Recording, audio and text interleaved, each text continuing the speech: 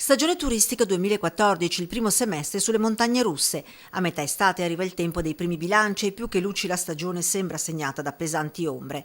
A livello nazionale i dati diffusi da Federalberghi farebbero ben sperare. Tra aprile e maggio si segnala un più 7% di italiani e una buona performance degli stranieri, più 11,6%.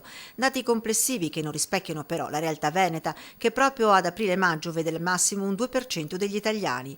A salvare l'economia turistica alberghiera veneta sono gli stranieri ancora attratti dal nostro mare. Noi in questo momento siamo dipendenti come Veneto al 100% per quel che riguarda il mercato estero dalla Baviera, neanche la Germania, la Baviera e una parte dell'Austria quasi fino a Vienna.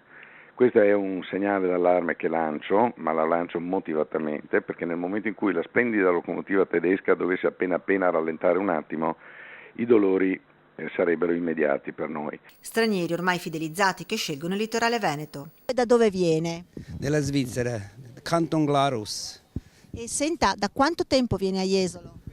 10 anni. We are from Austria, Innsbruck. From Denmark. Presenze straniere predominanti, anche se a causa dell'inflazione del rublo il mercato russo è venuto meno, ma l'assenza degli italiani è il problema. Gli italiani stanno con grande fatica riducendo a volte le permanenze medie dei loro soggiorni, molti ahimè non se li possono neanche più permettere, quindi sono costretti a fenomeni di pendolarismo. Il turismo degli italiani è il grande assente di questa stagione estiva 2014, pessimista il presidente di Federalberghi Veneto Marco Michielli. Il crollo degli italiani c'è ogni anno costante, ci aspettiamo ogni anno di aver toccato il fondo, la realtà è che scopriamo un ulteriore sottofondo. Un primo bilancio, quello tracciato agli albergatori del litorale veneto, che porta il segno negativo. Al maggio difficile eravamo preparati, abbiamo dovuto farci una ragione a un giugno non facilissimo e spiace dover constatare che siamo ormai a luglio inoltrato e ci sono ancora molte camere disponibili sulla costa. Federalberghi punta il dito sulla necessità di un potenziamento dei collegamenti aerei con gli aeroporti internazionali e i collegamenti fra aeroporto e località.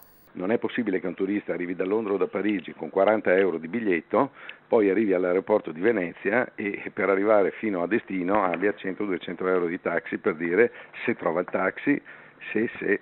Non è più tempo di tergiversare, incalza il presidente Michielli, servono risposte e fatti immediati. Se noi non attueremo questa cosa con la velocità del fulmine, ieri vorrei dire, nel giro di 5 anni io credo che avremo dolori.